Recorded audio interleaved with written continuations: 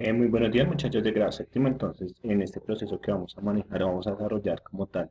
Nosotros estamos centrados básicamente en la Edad Media.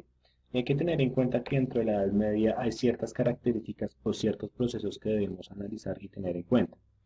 Para esto es súper importante, para esto es súper importante tener como tal la secuencia de los procesos que vamos bien. Entonces, el tema que estamos desarrollando durante esta semana es como tal el feudalismo.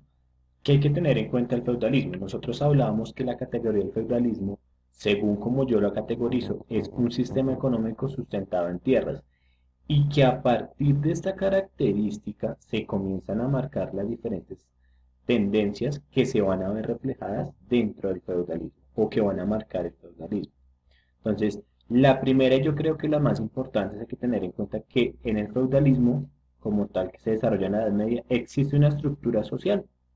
Entonces, esa estructura social estaba marcada por el rey, que ese rey estaba en el poder gracias a que decía que era el enviado de Dios. ¿Por qué? Porque el segundo poder, súper importante, acá era como tal el clero. Entonces, el clero era todo lo que tenía que ver con la iglesia y el teocentrismo.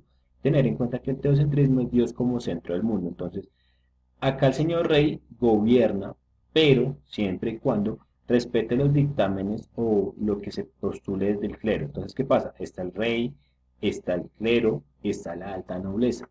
La alta nobleza es las personas que tenían como tal el poder o la dinastía de ser de familias de alta sociedad, o sea, que poseían tierras y poseían poder dentro de lo establecido por el rey. Ahora bien, estaba el bajo clero, que era la estructura más baja de la iglesia. Entonces, por ejemplo, pueden ser los monjes, y también teníamos la pequeña nobleza, que entonces eran las personas que de pronto tenían un acceso económico, sobre todo los comerciantes. Y por último, encontramos los campesinos, que es la parte ya del pueblo. Entonces, en ese proceso, se supone que son los campesinos que son libres, que pueden trabajar en las tierras pero con cierta libertad. Y por último, los siervos, que básicamente era la estructura más baja, se pueden clasificar como si fueran esclavos. ¿Por qué? Porque lógicamente eh, trabajaban en las tierras para poder sobrevivir. Entonces, hay que tener en cuenta que en la parte superior son las personas que están como tal privilegiados, y en la parte inferior las personas que no están privilegiados por la corona ni nada, sino como la parte del pueblo. Ahora hay que tener en cuenta que dentro del feudalismo existen estructuras interpersonales. Entonces están las relaciones personales, que es el vasallaje. El vasallo es la persona que debe jurarle fidelidad al rey, y pues lógicamente el rey le entrega un feudo, que es como tal unas tierras para que él las pueda administrar. Y la otra parte es la parte de la servidumbre, que son las personas que deben proteger también al rey, pero tienen que darle, ofrecerle un trabajo o un servicio personal al rey o al feudo o al vasallaje. Ahora hay que tener en cuenta que existen ciertas consecuencias cuando funciona como tal este feudalismo.